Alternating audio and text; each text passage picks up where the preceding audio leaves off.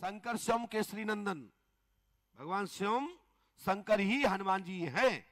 तो भगवान शिव को उसने 10 शीश चढ़ाए थे प्रसन्न करने के लिए, लेकिन एक शीश और चढ़ा देता तो 11 का हो जाता। उसने कहा तो बड़ा लगेगा एक साइड में, उसने कहा 10 ही ठीक है। रावण तो रावण है भाई, साधना में जितने बार तपस्या का फल मिल गया तो वही रुक गया। जैसे कि आप हमसे जो मांगने आते हो, यदि हम आपका हुआ बता देते हैं और मार्गदर्शन कर देते हैं तो आप 1 घंटे भी नहीं रुकोगे, सीधे आशीर्वाद प्राप्त करोगे, महाराज जी मैं जा रहा हूं, अगले महोत्सव पे आऊंगा। और पर्चा नहीं बनाए तो आप महीनों यहां रहोगे। अरे नंबर आ जाए, 11,000 रुपए लग गए, फिर आएंगे तो फिर 11,000 देना पड़ेगा। तो आशीर्वाद प्राप्त करके आदमी सीधा कहां जाता है? अपने घर की तरफ जाता है, परिवार की तरफ जाता है, दिखाने के लिए जाता है। लो पंडुगर सगा से मिलके आए, ये काम फलानी तारीख में हो जाए, प्रसन्न हो जाए, अब आने वाले समय में अपना समय अच्छा आ रहा है। तो रावण को जैसे आशीर्वाद मिला वो प्रसन्न हो गया कि भाई शंकर भगवान मेरी गुरु है और कृपा कर दी। लेकिन एक बंदर रूपी स्वरूप का रावण ने अनादर कर दिया था। क्या ये बानर बानर क्या काम किया, इसको नहीं सिद्ध करना मुझे, ये 10 ठीक है। तो वही बानर स्वरूप में भगवान शंकर के जो गण थे, जो नंदी थे, उनने अपना बदला लेने के लिए उनका उपवास उड़ाया गया था रावण के द्वारा, जो अनादर किया गया था, उसी रुद्र से हनुमान जी महाराज प्रकट हो गए। उन्होंने कहा कि यदि वो शिव भगवान शिव की ये नगरी है, यहां स्वयं शिव रक्षित है, शक्ति यहां रक्षित है, तो हमको पहचान लेंगे। तो हनुमान जी महाराज ने क्या किया, 8 अंगुल के अपना रूप धारण किया और 8 अंगुल के हो गए, और पूंछ 12 अंगुल की बना करके प्रवेश कर गए। 12 और 8 कितने हुए? 20 अंगुल का उन्होंने अपना विस्तार किया। तब उन्होंने उस दौरान लंका की रक्षित शक्ति को भगाया, वहीं से ज्ञात हो गया। और जब उन्होंने अपनी शक्ति का रूप दिखाया तो विराट रूप का दर्शन कराते हुए लंके से वापसी आए और राम जी को विजय दिलवाई, पूरी जानकारी दी। ऐसे हनुमंत लाल जी महाराज जिसके साथ में हो, तो वो इस यहां की बात, वो तो विदेश में बैठे हो, हमें एक क्षण में पता लग जाता कि आप क्या पूछने आए हो। ना बताएं वो अलग बात है, लेकिन 99, 101% आपकी बात किसी भी कोने पे कहीं भी रखी हो, कहीं भी छिपी हो, आपका मूल विषय हमारी पर्ची में पहली लाइन में लिखा होता है। आपका मूल विषय जो भी विषय हो, कहीं भी कहो, तो जो हनुमान जी महाराज सीधा आसमान को छूने की दम रखते हो, पूरे एक साथ नापने की दम रखते हो,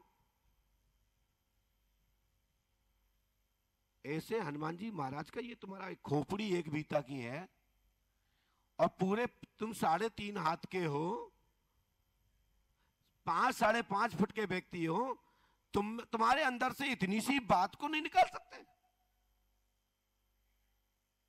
हर व्यक्ति का रिकॉर्ड अपने ही लाइब्रेरी में, अपने ही मकान में, सड़ा से सड़ा कागज, कोई भी डॉक्यूमेंट्स अपने घर में ही रखते हैं। और आप अपनी समस्या का पुल जो जलदा है, जो आपने गठरी बना रखी है, वो कहां रखी होगी? आपने इस खोपड़ी में ही रखी होगी और इस हार्ट में समाया होगा और नाभि स्थल में रख दिया होगा कि ये तो कचरा है, मेरे जीवन में इससे कुछ नहीं हुआ, अब मैं दूसरा काम करूंगा। तो हमें पुराना रिकॉर्ड देखने में कितना टाइम लगेगा? फाइल ही तो देखना है, बस कचरा घर में होना चाहिए। यदि आपने फाइल ही जला दी तो फिर जानकारी नहीं मिलती है। यदि कोई रिकॉर्ड ही जला दो, अपने माइंड को विस्मृत कर दो, आप पागल ताकि श्रेणी में चले जाओ, तो आपका डाटा नहीं निकलता। इसलिए हम आपको 99% बोल के ही आपके भविष्य के विषय पे प्रयास करते हैं। लोग कहते हैं कि महाराज जी पंडोकर सरकार भूतकाल बताते हैं, भविष्य नहीं बताते। ये बेवकूफ वाली बातें हैं, पागलपना की बातें हैं। जो नहीं जानते, नहीं समझते, उनको नहीं समझा जा सकता। बताओ भैया, आपके जीवन में कोई समस्या ना घटती, कोई परेशानी ना आई होती, तो तुम पंडोकर काय के लाने आए होते? ऐसा कोई व्यक्ति जिसकी समस्या ना हो और पंडोकर धाम आया हो?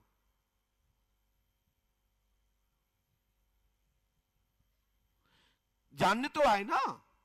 जब आप असफल हैं, आप निष्क्रिय हैं, आप तरक्की की ओर नहीं जा पा रहे हैं, तभी तो पूछने आए भविष्य के लिए। तो पहले तो पॉइंट भूतकाल है ना।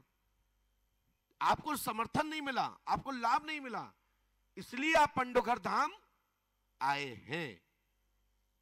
कोई भगवान प्राप्ति के लिए आए, कोई यज्ञ देखने के लिए आए, कि देख के आए यज्ञ में कौन कौन आ रहा है। जो मैं कथा बोल रहा हूं, ये कथा तो हजारों हजारों आप सुन चुके हैं, लेकिन उसके बाद भी कथा हर बार एक नई दिखती है। इतिहास जितनी बार पढ़ोगे उतना ही नया दिखेगा, और ताकतवर मजबूत ज्ञान से वर्धित आपको शक्ति प्राप्त होती है। इसलिए मैं आप लोगों से कहना चाहता हूं, पंडोकर सरकार दरबार में जितने भी लोग आए, वो बीती हुई समस्या का निकसान के मार्ग पूछने आए कि मेरी जो क्षति हुई है वो पूर्ति कैसे होगी। हमको बच्चे नहीं हो रहे हैं, तो बच्चे कैसे होंगे, कब होंगे, होंगे भी कि नहीं होंगे। तो आप दो बातें जानने आए कि बच्चा क्यों नहीं हो रहा, क्या मेरे भाग्य में नहीं है तो क्या उपाय करना है, तभी तो आप आए।